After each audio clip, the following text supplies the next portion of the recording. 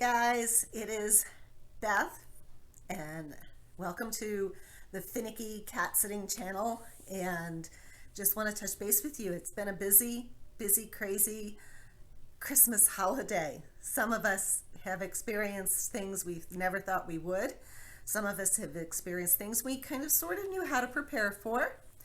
The big thing that I think the big takeaway from all of this and all these events is really to look back on what we went through, look back on those of us who had clients out of town, cold moving in, how to prep their homes, because they maybe left before we even knew the storm was going to hit, how to make sure we have contact information for our clients, and making sure that we have protocols in place to deal with catastrophes. I mean, goodness knows, I can't even imagine having to have been in Buffalo, New York. Oh my God. What? Oh my God. Here in Cleveland, we did have the blizzard warnings that did go up. We of course had the cold wind chill warnings. We've got some video where we're down below 40, minus 41 wind chill. My company has our own set of protocols for events like this because we do live in a snow zone. So we do prepare for that when we try and help our clients think about those things before they leave town, especially, in the winter months. Do they have snow removal service? Do we know where their water shutoffs are in their homes? Do we know, do they have pipes that might freeze and burst? In our area, it's not all new homes. We often are going into very old mansion type homes over on what used to be Millionaires Row. And of course, those homes, we've got one home there that actually has two furnaces. Two furnaces. Okay. So we have that kind of stuff that we look after. You turn the thermostat up on one, but did you do the other one? Did you even know that where both are located? And has the client switch those thermostats over to be smart thermostats so they communicate, both of them communicate together? We don't know. These are questions we have to answer. We have some homes that we go into and they still have dirt floor basements. Yeah, we have to go down there and check on those things that are in the dirt floor basement in the dead of winter. We have to do those kinds of things. So this isn't so much a conversation talk to you about today about what we did and what worked and what didn't work. This is more of a conversation to get you thinking and looking back and figuring out what worked, what didn't work, what will we be prepared for in the future, because this isn't going to be the first time that this is going to happen. It will not be the last time that it happens. Granted, even here in Cleveland, this is the third blizzard in 50 years. But you know what? They happen. Blizzards happen. So we have to look at that whole picture. What are we going to determine is going to be safe for our clients? What are we going to determine is going to be safe for our staff? What are we going to do to prepare ourselves and our own homes? We're in a situation where we're not just preparing our home and our family and our own pets. We also have other people's homes and other people's pets that we want to do our best to prepare them for.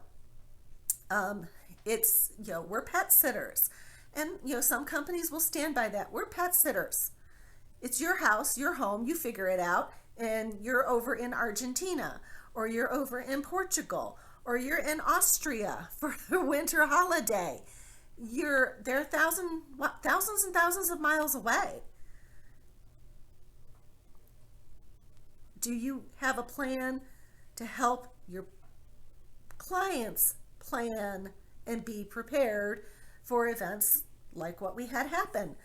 Can you imagine sitting in Austria watching on TV, watching the news of your home in Buffalo, New York this past weekend over Christmas? Can you even imagine? Think about how you would plan for that. Think about, as the pet sitter for that client, what are you going to do? What did you do? What worked? What were your takeaways from the events? Did you have pipes in a client's home freeze? Did you have pipes in a client's home burst? Was there anything that you could have done differently? Probably not. In some cases, probably not, especially if the power went out. And when the power goes out, you're pretty SOL if their client is not home. So those are things you want to think about. If that's just, look at what happened, not just to yourself, but also look outside. And many of our professional groups, many of us were talking about do this, do that. How do I, answering questions in one group that I belong to for pet sitters down in Florida, that, oh my God, it's going to be 20 some degrees down here. How do I keep the cat warm? No kidding. Don't know if you can see it or not. There you go. So we're sitting here in blizzard conditions. Yes, we're in a declared blizzard where I'm at. Keeping your kitty warm with the current weather conditions. Couple things. If they have a preferred pet bed, great. What you want to do is get that pet bed up off the floor, because that's going to be where the draft is. I'm going to presume most of the homes in Florida are not as airtight as we are up here north. So get the pet bed up off the floor, number one. Number two, when it comes to blankets, that kind of stuff, don't be nice and neat about it. Think about when you're in bed. How do you like your blanket? You like to curl up and bundle up and like nice and deep and loving it. The cat is going to do the same thing. So mess up the bed, mess up the blankets. A lot of times what I do with my guys, find the end of it, is I'll actually even just put their bed up like this and then make a tent for them with it. And then they go and they crawl inside of it. See if we go inside. And I kind of sit back and, I'm up here in the north. I'm like, well, you do this, this, and this, and this, and this. We don't think about it. We're prepared for that. Our colleagues across the country may not be, and we can help them. We can add to their knowledge, and we can help them look good for their clients and really level up the pet care industry by sharing and supporting each other in these catastrophic type events. And also, I think, opening up a conversation coming back of what will you do? What can you do? What do you look for? I'm going to be posting a clip in here probably right about now. Hey guys, it's Beth at a client's house today. We did notice yesterday they had the water dripping yesterday, but the water was not going down. It's still not going down. Pardon me. And the lines now are definitely frozen, probably going to rupture. So we have that going on. Things to check in your client's home on a cold winter day. So sometimes you're not going to know where to go in their basement. This is one of the more historic homes in our area. So walk over here. And this is the crawl space in question. is here, and of course we're doing this in the dark because lights and power in these old homes. But what you really want to do is you want to locate, you can see here the extra insulation, foam insulation that was sprayed in there to cut the draft, which actually now created a refrigerator box in that crawl space.